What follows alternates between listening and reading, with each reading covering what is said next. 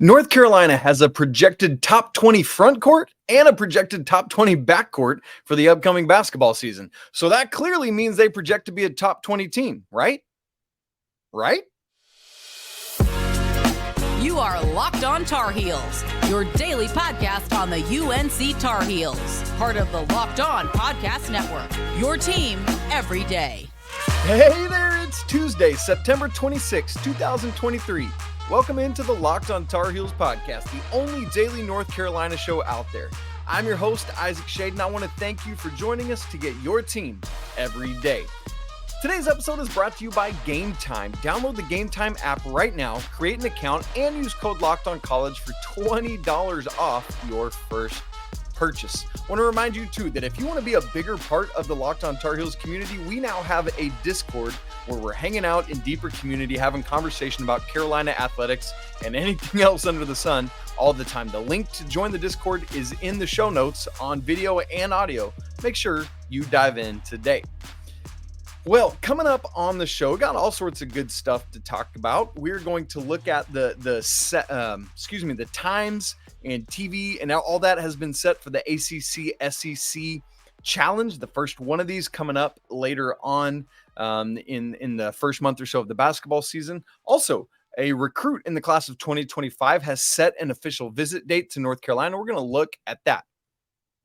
But before we get into all that, one thing I want to mention about the football team very quickly.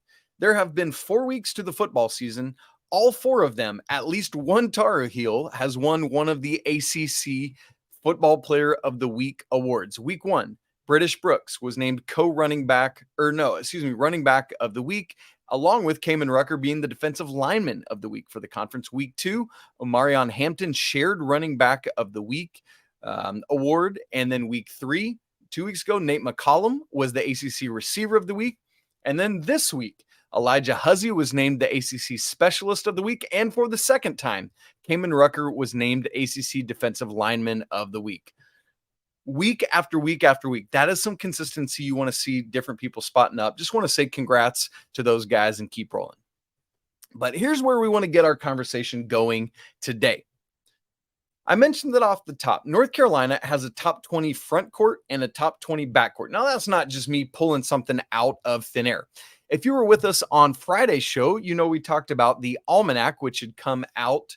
This is the second annual Almanac. They have all sorts of great stuff, previews for all 32 conferences, capsules for all 362 teams this year. All of that is in there, plus a whole bunch of other stuff, top 100 players, top mid-major schools, all of that. Well, 2 of the lists they do are the top 20 or top 20 front courts in the nation and the top 20 backcourts in the nation. Now, I know on Friday's show, I was looking at, hey, the top 25, like their preseason top 25. And I just expressed like, hey, I think Carolina should be higher than this. And legitimately, a bunch of people wrote back things like in the comments of like, yeah, but it's preseason prognostication. Who cares? And I hear that, but this is what we do. We speculate in the offseason because it's fun and awesome.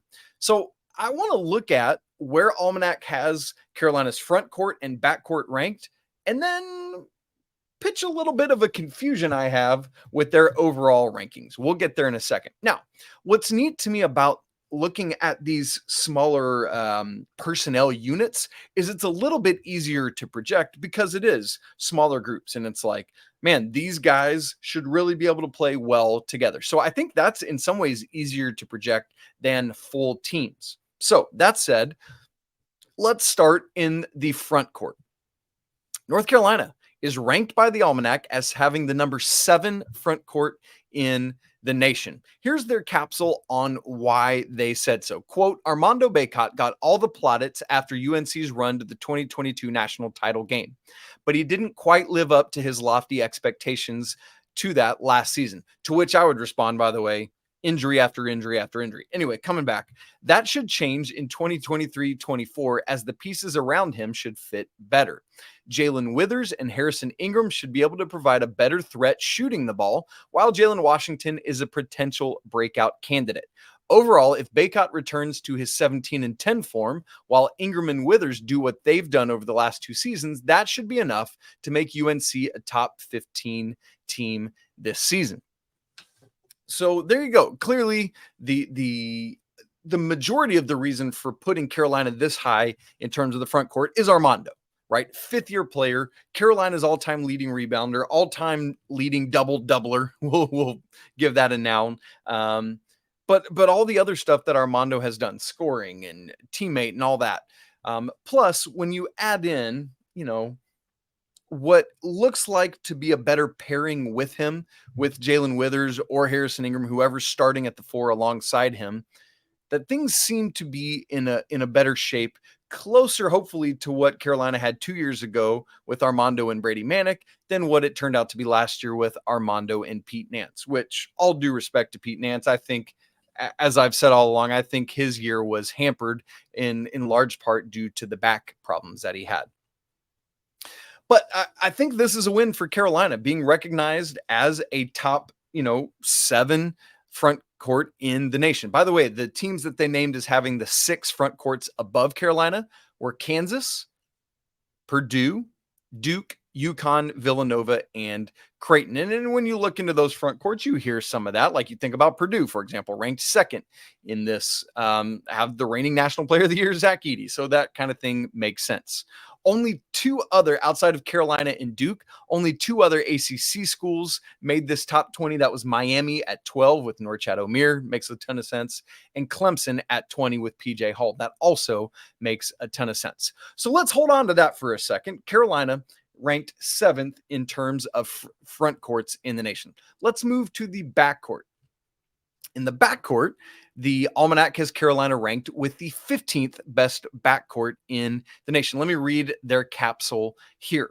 Quote, the Tar Heels had as much addition by subtraction as anyone in college basketball this offseason as Caleb Love transferred to Arizona.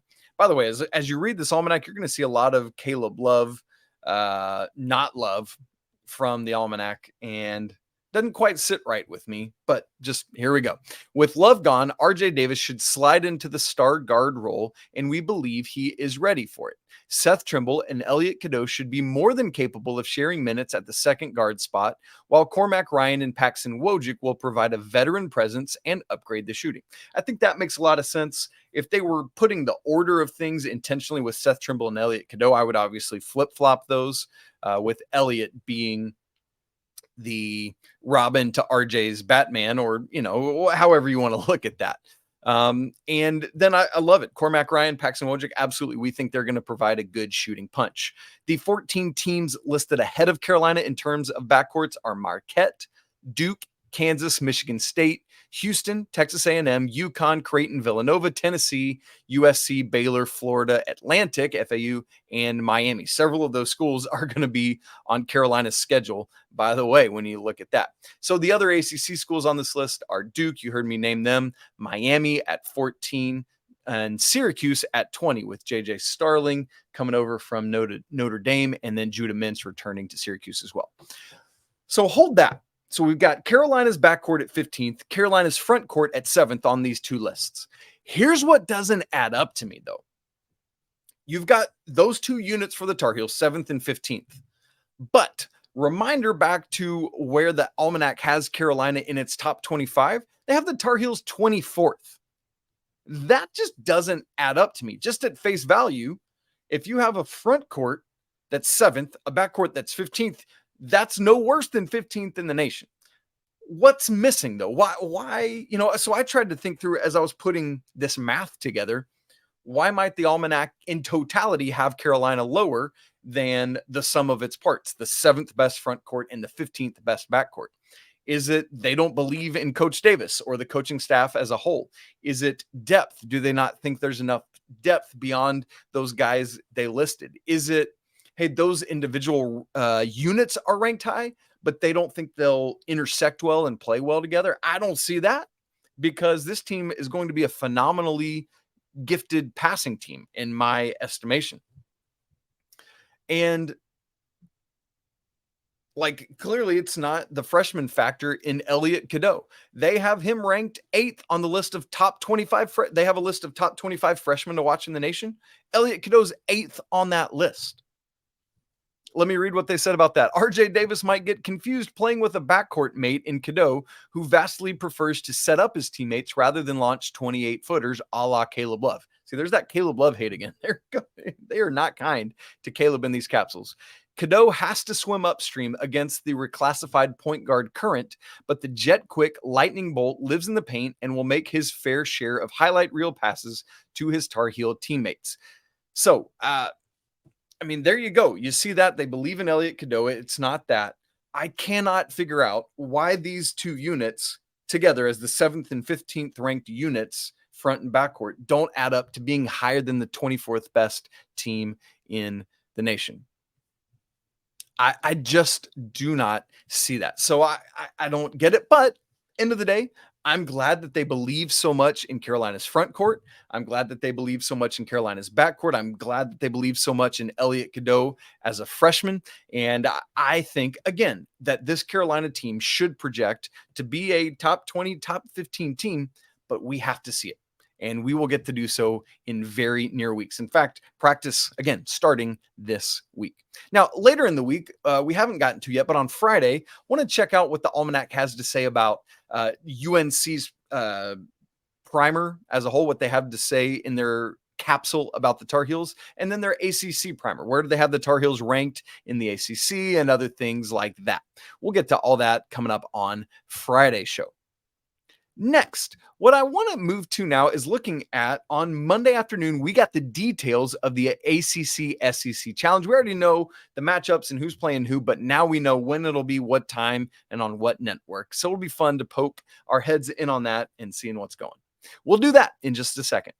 But first, I need to tell you that this episode of Locked on Tar Heels is brought to you by Game Time. Life's always so busy. The last thing I need when I'm buying tickets to events is to try to figure it out so far in advance and make plans. Thankfully, there's Game Time. They have killer deals on last-minute tickets for every event you want to go to.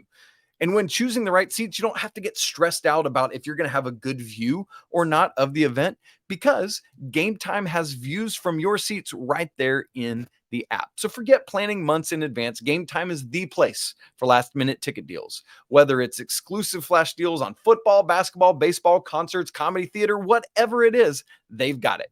The Game Time guarantee means you'll always get the best price. If you find your tickets in the same section and row for less, Game Time will credit you 110% of the difference. Snag the tickets without the stress with Game Time. Download the Game Time app, create an account, and use code LOCKEDONCollege for $20 off your first purchase. Terms apply. Again, create an account and redeem code LOCKEDONCollege for $20 off. Download Game Time today. Last-minute tickets, lowest price guaranteed. I want to remind you also that coming up on Friday will be Locked On College Football live, 11 a.m. to 1 p.m. Eastern on every Locked On College YouTube page. Make sure you tune in and get ready for this weekend's football action. All right, on Monday afternoon, we learned the details of the inaugural ACC SE Challenge. I want to remind you, coming up tonight, Tuesday night, we will learn finally the conference schedule for the ACC. The women's show will be 7 p.m. Eastern on ACC Network, the men's at 8. And then on Wednesday's show, Coach Pat Kilby and I are going to unpack Carolina's schedule, show you what we see. But in the meantime, let's talk about these details for the ACC SEC Challenge. I'm going to pull up, I've actually got the image of it. So for those of you watching, you're going to be able to see this on screen here. And so check that out. But no worries for those of you that are listening. I'll lay all this out for you as well. There are 14 total games in this challenge. Remember, the SEC has 14. ACC has 15 teams. That'll obviously balloon and change next year. We'll get to those details when the time is right. But for this year, 23-24 season, it's still at 14 and 15. So we will get 7 games on Tuesday, November 28th, and 7 more to round out the schedule on Wednesday, November 29th. That'll, as I said, cover all 14 SEC schools. The one ACC school that's left out, if you're watching, you can already see it, is Louisville. How weird is that? But it makes sense because they had a terrible year last year and they don't project to be incredibly awesome this year either. So for those of you looking at the schedule, this is the graphic from the ACC. So it's got all the ACC teams listed, whether they're at home or on the road. So let me just talk us through the schedule, and then I'll just point out a few things that I look at as I look at the schedule, some of the matchups I'm looking forward to. Now, obviously, because this is an ESPN entity, all 14 games are going to be on some ESPN network. That's the whole reason the ACC Big Ten Challenge was scrapped, because Big Ten doesn't have ESPN as its major sponsor anymore. Now that is going to be Fox. So all of these games are going to be on one of 5 networks: ESPN, ESPN2, ESPNU, ACC Network, or SEC Network. So there you go. Thursday's games, time schedule. All these times are Eastern Standard Time. Kicking off, we got 3 games, or tipping off. I'm in football mode. Tipping off at 7 p.m. Eastern. 3 games all at once. Mississippi State at Georgia Tech. That's 7 on ACC Network. LSU at Syracuse. That's 7 on ESPN2. And Notre Dame at South Carolina. That's 7 on SEC Network. If that was a women's game, folks will be tuning in like crazy for that one. They'll still watch as we get underway with the Micah Shrewsbury era at Notre Dame there. I guess we've also got the new era at Syracuse as well with Red Autry. Following that, we got 2 more games tipping off at 7:30. So we'll have 5 games going on at one time. So all 5 networks in action. Miami at Kentucky, 7:30 on ESPN. That is the crown jewel of Tuesday night for me. And then also at 7:30, Mizzou will be at Pitt. That's also 7:30 on ESPNU. And then following those at 9 o'clock on ESPN2, is going to be NC State at Ole Miss. Remember, that's Chris Beard now coaching at Ole Miss. Could be really interesting there. And then 9:30, the second kind of crown jewel game of the Tuesday night slate is Clemson at Alabama. That's 9:30 on ESPN. Alabama doesn't project to be as good this year. Remember, they had Brandon Miller last year, who was so phenomenal. Carolina played them. They still have several guys that Nate Oates has brought in the transfer portal. We all remember that we lost out. Carolina did. Jaron Stevenson went to Alabama. But Clemson gets back PJ Hall. That should be a fun matchup there. Now, the Wednesday schedule, this is where the Tar Heels will be playing. And they'll be part of that first slate of 3 games. Everything here is delayed kind of 15 minutes from where it started on Tuesday. So 3 games tipping off at 7:15. Tar Heels hosting Tennessee, 7:15 Eastern on ESPN. So there you go. Get your popcorn ready. Rick Barnes is coming to town, 7:15 on the mothership ESPN. On ESPN2 at 7:15 is Texas A&M at Virginia. That's a really interesting matchup there. Texas A&M has who I project to be who I picked on Locked On College Basketball. I picked their guard Wade Taylor as the SEC preseason player of the year, going up against that Virginia defense. We'll see how that turns out. Obviously, Kihei Clark's not there anymore after his 87 years in Charlottesville. Also at 7:15, the third game, this one will be on ESPNU, is Florida at Wake Forest. And then at 9:15, the second time slot, we have 4 games going on at once here. The crown jewel of the nightcap is Duke at Arkansas. That's on ESPN. That'll be right after Carolina's game. So stick around and root for the Hogs in that one, unless you just got ACC pride and you want to cheer for Duke, which I don't know why anyone tuning into this show would want to. But that should be a great electric game there in Bud Walton Arena. Also at 9:15 on ESPN2 will be Virginia Tech at Auburn. On ACC Network will be Georgia at Florida State. And on SEC Network, BC coming down to Nashville to visit Vanderbilt. So there you go. There's those 14 games. There's 5 in particular that I'm really excited about. I kind of pointed them out as we went through there. But on Tuesday night, really excited about Miami at Kentucky. You got all this experience with Miami with Nigel Pack, Wooga Poplar, Norchad O'Meara inside. And then they got Matthew Cleveland transferring over from Florida State is now there at Miami. Should be a great game. Kentucky has another youth movement, but they've got Antonio Reeves back. They got in, as Carolina was a recipient of the West Virginia debacle, so was Kentucky. They got in Trey Mitchell from that, who is a great stretch big. So that should be a fun game. Also on Tuesday night, really excited about Clemson at Alabama. Curious to see what Nate Oates' team is like this year. But I also think that PJ Hall is going to be a load inside. Should be a really fun matchup there.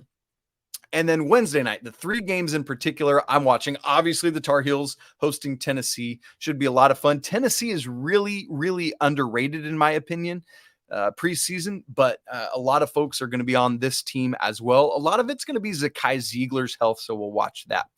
The next one also going on at the same time there is Texas A&M at Virginia. Already kind of talked about why I'm excited for that, but that Texas A&M backcourt against the Virginia pack line defense should be really interesting to watch.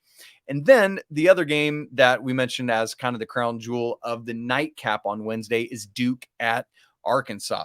Bus Eric Musselman has brought in like 49 guard transfers, L. Ellis from Louisville amongst them. And so we'll see how they can handle that really talented Duke squad coming to Fayetteville. And so should be a lot of fun. Really excited for all of those matchups. Can't wait to hear your thoughts on which ones you're excited to see. Well, we got some news over the weekend in recruiting.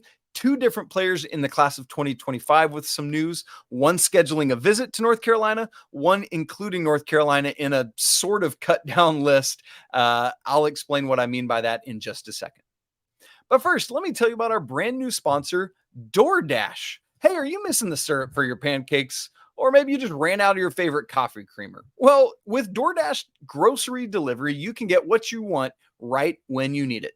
You've trusted DoorDash before to deliver your favorite restaurant food, and now you can get grocery delivery too. With thousands of grocery stores to choose from, you'll find the best in your neighborhood and boost your local economy in the process. You'll get exactly what you ordered, or DoorDash will make it right. So sit back and enjoy quality groceries just like you picked them yourself. Want even more value? You can save on all your grocery and restaurant favorites with a $0 delivery fee on all eligible orders with a Dash Pass membership. With easy substitutions right there in the app and best-in-class customer support, DoorDash delivers groceries exactly how you want. Get 50% off your first DoorDash order up to $20 value when you use code LOCKEDONCollege at checkout. Limited time offer, terms apply. Again, that's 50% off up to $20, no minimum subtotal, and $0 delivery fees on your first order when you download the DoorDash app in the App Store and enter code LOCKEDONCollege. Don't forget, that's code LOCKEDONCollege for 50% off your first order with DoorDash. All right, friends. So I want to talk about Caleb Wilson and Darryn Peterson, 2 of the top players in the class of 2025. We recently have been talking about them. There are these 8 scholarship offers that Coach Davis has already made in the class of 2025, all of them to like top 15 level players in this class. But 2 specific reasons, or a specific reason for each of these young men that I want to talk about them. We'll start with Caleb Wilson, who is essentially top 5 consensus. He is number 4 at 247 Sports, at Rivals, and at ESPN, and he's number 3 at On3. So, I mean, very, very, very highly coveted player. In fact, 247 has a list of their top 10 high schoolers regardless of class, and he's number 9 on that list. So really, really coveted player. The reason that Wilson is in the news, and I want to talk about him right now, is that he's been in the process of scheduling his official visits for this fall. Remember, or maybe you don't know, official visits are now unlimited. Players can take as many as they want to. But Wilson had already scheduled 3, and over the weekend, he announced that he was scheduling a 4th. So here are those visits. Back on September 9th, he's already taken one of those. He was at Alabama. Tough weekend for Alabama. You know why? Because that's when they were hosting Texas and when they lost a football game. You never want to have a kid in for a high-level game, and it's like, oh, we crapped the bed in that one. Coming up this weekend, Tennessee will host Caleb Wilson. And, football season, we always want to look at who are they playing. So they'll be hosting, the Vols will be hosting South Carolina, that offensive line that's a sieve that we've already looked at. And then on October 14th, he'll be at Kentucky. They're hosting Mizzou that weekend in football. But the new school he added an official visit to, you can probably guess who it is, and it's why we're talking about him today, is North Carolina. He's coming to Carolina the weekend of November 11th. And here's what I want to say. I think this is a perfect weekend for this young man to be in Chapel Hill, and here's why. That Saturday, he will be be able to be at the football game, Carolina's homecoming weekend, and they're playing the Blue Devils. Now, you got to be careful because you don't want it to be like Duke beating up on Clemson. You got to go out and win this football game. But if so, it's like, welcome to the Carolina-Duke rivalry. You want to be on the winning side of it. Come be a Tar Heel. But then also on Sunday, Carolina is hosting Lehigh in basketball. Should be a blowout basketball game, a neat opportunity to see Carolina just have a big time win after hopefully a big time win on Saturday against Duke. So I love that weekend. But again, you cannot lose to Duke in football on Saturday. It's just like this past weekend, UConn hosted the number 1 player in 2024, Cooper Flagg, who's from New England. But they were playing Duke in football, and Duke is like the assumed leader for Cooper Flagg. And obviously UConn got obliterated by Duke in football. Terrible scheduling. So again, Carolina has to be careful not to lose to Duke that weekend, but excited for Caleb Wilson to get on campus. As people say all the time, if you get on campus, don't come unless you want to be a Tar Heel because you'll be sold. So just as a reminder, Caleb Wilson, 6'9", 200-pound power forward, currently goes to Holy Innocents Episcopal School in the Atlanta area. He is a July birthday, July 18th of 2006. So he will be 18 next July. So on the older side of being a senior there. But man, has all sorts of great stuff he brings to the table. Hasn't made a cut list yet, has a whole slew of offers on the table, but you'll love to see him taking an official visit to Carolina. Now, the other player, just quickly we'll mention it because it's less of big news, but Darryn Peterson, who is the consensus number 2 player in the class of 2025. He's 3rd at Rivals, but he's 2nd everywhere else. He has narrowed his list, but still 16 schools on this list. I'll give them all to you, all 16. Arkansas, Auburn, Baylor, Indiana, Kansas, Kansas State, Kentucky, Louisville, Michigan, Michigan State, North Carolina, Ohio State, Oregon, South Carolina, Texas, UCLA. So the news is, for now, Carolina has made the list for Darryn Peterson. That's really all you need to know, is that they're still in the running. But it's almost like this list is more notable for who's not on it. Teams like Duke or Villanova, for example. And I mentioned that Caleb Wilson was number 9 on the list of top 10 players regardless of class. Darryn Peterson is number 5. So this dude, absolute stud, somebody you want to get. He's a 6'5" shooting guard. So got all that great height and size that you want, can shoot the lights out. Last year, as a sophomore, was a finalist for Mr. Basketball in Ohio, 31 points a game, 9.8 rebounds, 2.8 steals, 1.3 assists. So, I mean, just absolutely doing work, was part of the USA FIBA U16 team this year. Phenomenal player. Is from Cuyahoga Valley Christian Academy in the Canton, Ohio area, but this year he's going to Huntington Prep in West Virginia. Great, one of those prep schools that's just like a basketball factory churning them out. And West Virginia players can get NIL while they can't in Ohio, so it makes some sense there.